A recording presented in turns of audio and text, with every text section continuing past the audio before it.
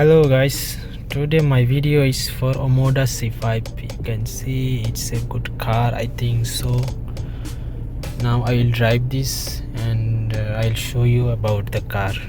It's a short review of Omoda C5.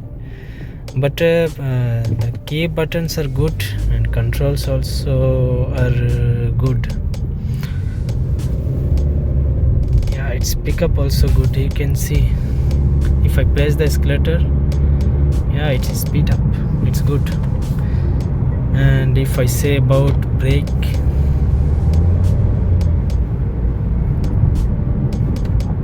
also good.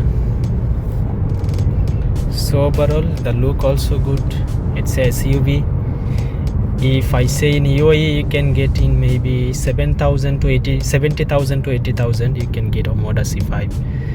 And from China it's a good car, good SUV. And you can see it's a good family car with big dicky, big space. Overall it's a good car in a good price.